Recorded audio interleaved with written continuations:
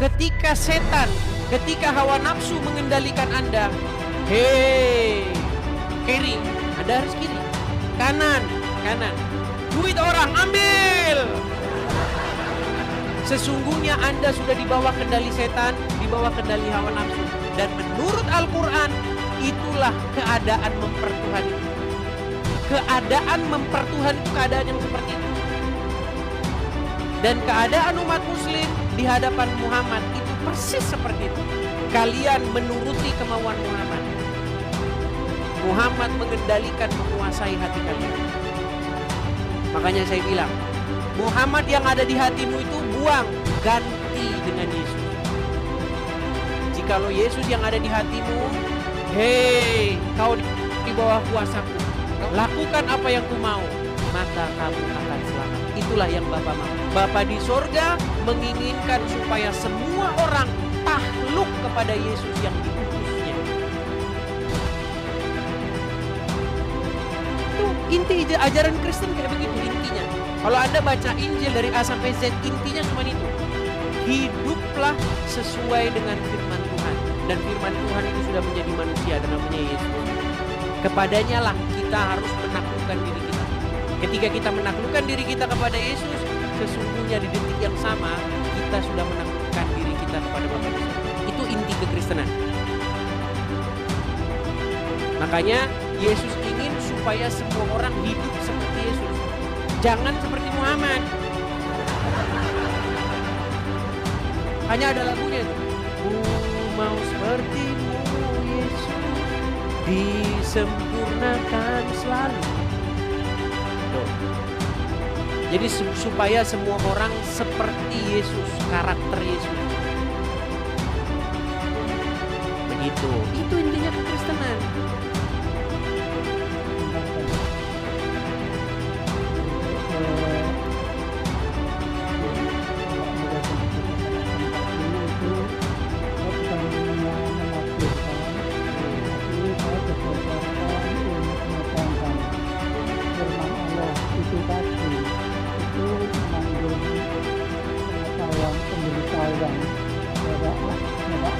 Itu betulnya melarang orang-orang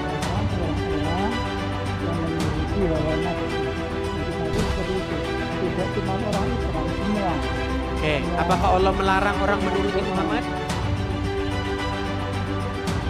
Melarang mengikuti hawa nafsu. Iya, saya setuju. Allah melarang orang mengikuti hawa nafsunya, saya setuju. Tapi apakah Allah melarang orang menjadikan Muhammad, mengikuti Muhammad? Taat, tunduk, patuh sama Muhammad?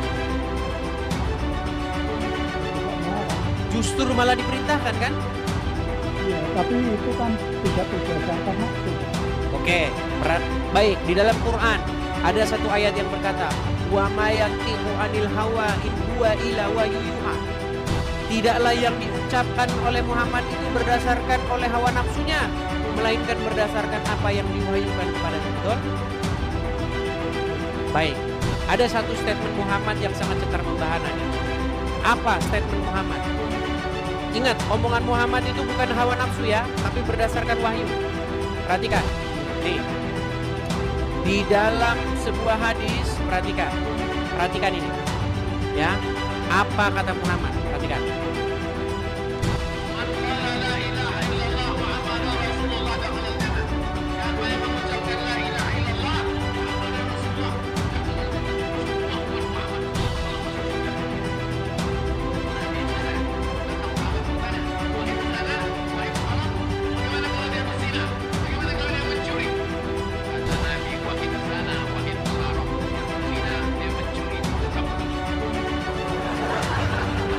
Zina mencuri masuk surga. Barusan tadi, sebentar, biasa selesaikan. Barusan tadi, barang siapa seseorang itu tidak boleh menuruti hawa nafsunya, betul? Tapi di detik yang sama Allah mengatakan supaya semua orang menuruti Muhammad, betul? Tapi apa kata Muhammad? Masuk surga orang yang mengucapkan syahadat, walau dia berzina, walau dia mencuri. Artinya statement Muhammad, ya kan, walaupun berzina, walaupun mencuri, masuk surga. Padahal berzina, mencuri itu adalah menuruti kemauan setan, menuruti kemauan hawa nafsunya, mempertuhan setan. Mereka menjadikan setan sebagai tuhannya.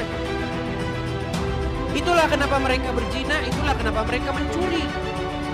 Tapi kata Muhammad, itu masuk surga. Yang penting ucap-ucap syahadat. Man qala, siapa yang qala, mengucapkan syahadat itu. Makanya saya bilang syahadat Muhammad hanya di bibir saja.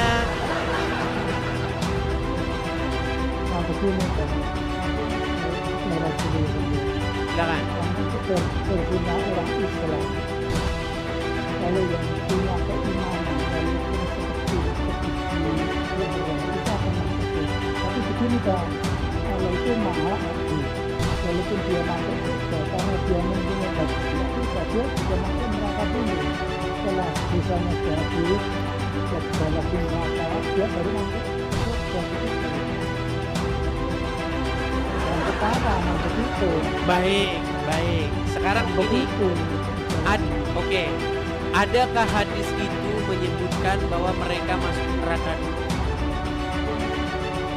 Apa langsung masuk surga? Yang namanya manusia kan enggak bisa. Baik. Inilah apa bedanya? Baik. Ini apa bedanya? Semua orang Nih. masuk neraka. Baik. Yang masuk surga. Baik. Saya tunjukkan ayat di dalam Bible yang sejenis ya. Soalnya begini Pak, Allah itu berfirman, "Wamayaman salat-salatin wamayaman salat-salatin." Jadi manusia kalau berbuat dosa seperti apapun Allah akan membalasnya. Itu juga kalau berbuat baik itu Allah juga akan membalas kebaikannya. Saya akan tanggapi statement oke. Jadi Anda mengatakan barang siapa yang di dalam hatinya masih tersisa iman sebesar biji zarah, begitu ya? Ya. Maka dia akan masuk surga, betul? Baik. Saya akan tunjukkan ayat yang sejenis di dalam Injil. Inilah bedanya teman-teman. Kalau dalam Islam itu beriman itu di mulut. Kalau dalam Kristen beriman itu nggak boleh di mulut. Perhatikan. Ya, di dalam, perhatikan ya, nih, Yakobus pasal yang kedua, perhatikan, bagaimana iman itu kalau tidak dieksekusi itu adalah omong kosong belaka, perhatikan. Sebab seperti tubuh tanpa roh adalah mati, demikian jugalah iman tanpa perbuatan-perbuatan adalah mati. Jadi kalau orang beriman tetapi tidak dieksekusi imannya itu, tidak dilakukan, itu adalah iman seperti Muhammad. Tadi Muhammad mengatakan apa? Barang siapa yang mengucapkan la ilaha illallah, dia ucapkan syahadat, masuk surga dia, walau maling, walau berzina, betul? Artinya apa? Artinya iman itu, syahadat itu, tidak ada Tuhan selain Allah itu bagi Muhammad di bibir doang. Tapi di dalam ajaran agama Kristen sebaliknya. Gak ada iman itu mati kalau dia tidak disertai dengan perbuatan. Jadi kalau orang Kristen bilang nih, ini juga kritik buat orang-orang Kristen. Gini, kalau orang Kristen bilang begini, Yesus itu Tuhan dalam hidup saya. Saya sudah menerima Yesus sebagai Tuhan. Tapi ternyata itu di mulut saja. Tapi yang jadi Tuhan di hatinya malah setan. Kalau Yesus itu Tuhan, Tuhan itu sama. Ya, kita itu adalah hamba yang mengikuti Dia. Maka kita melakukan apa yang disuruh. Yesus bilang, contoh, Yesus bilang begini, kasihilah sesamamu manusia seperti dirimu sendiri. Tetapi orang tersebut malah membenci. Berarti orang tersebut tidak menjadikan Yesus sebagai Tuhannya. Dia menjadikan Yesus sebagai musuhnya. Yang dijadikan Tuhan itu setan sebenarnya. Nah, itulah di dalam ajaran agama Kristen. Iman itu disertai dengan perbuatan, bukan di mulut. Tetapi kalau dalam agama Anda, yang penting diucapkan iman itu. Jangan dieksekusi. Eksekusinya lain. Di mulut mengucapkan syahadat, eksekusinya maling dan berzina masuk surga. Tapi kan nggak semua orang datang. Orang yang benar-benar keimanannya dibuktikan misalnya dengan menjalankan sholat itu kan mengamalkan. Berpuasa, sholat itu kan mengamalkan agama. Ya, makanya iman dalam agama Islam itu dieksekusi dengan gerakan-gerakan. Ya kan? Habis itu maling dan berzina. Yang penting gerakan begini. Nah, dalam ajaran Kristen enggak. Ajaran Kristen itu meninggalkan segala ritualisme yang enggak berguna. Ajaran cuci-cuci tangan. Ya kan? Nah, Islam kan juga nggak mengajarkan Cuci-cuci hidung. Makanya dalam ajaran agama Kristen itu yang penting itu adalah eksekusi yang bermanfaat bagi orang lain. Contoh, membantu sesama, menolong orang miskin, membantu janda-janda yang kesusahan, memberikan mereka ini makanan lah, kalau bahasa sederhananya. Itu ibadah yang sejati. Membongkar belenggu, membongkar perbudakan. Itu bukan begini-begini. Untuk apa? Begini-begini. Coba saya tanya manfaatnya orang lain apa manfaatnya kalau Anda begini-begini? Coba, Anda begini, ada yang bilang begini, ada yang bilang begini, ada yang bilang begini, macam lah itu begini-gini. Manfaatnya buat orang lain apa? Anda kayak gitu 5 kali sehari itu manfaatnya gunanya bagi orang lain apa sebenarnya? sholat itu bukan untuk orang lain, sholat itu untuk diri sendiri. Survei membuktikan bahwa orang sholat tidak merubah karakter orang itu.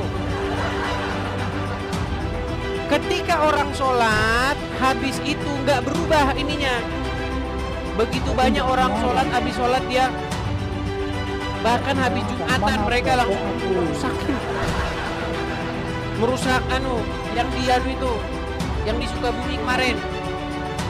Itu pulang Jumatan itu gimana Anda? Dia itu kan juga ajaran Islam. Dia Coba pelanggaran sebentar, aturan Islam. matahin salib itu ajaran apa? Ajaran agama apa? Nggak ada. Isa akan datang mematahkan salib, bener nggak? Dia itu ada. Itu ada, tadi nggak ada, sekarang ada. Ya kalau Isa mematahkan salib itu memang jadi biasa. Iya, Itu jadi ajaran Anda Islam. jangan mengatakan itu bukan ajaran agama Islam. Itu ajaran agama Islam, matahin salib, itu ajaran agama Islam itu.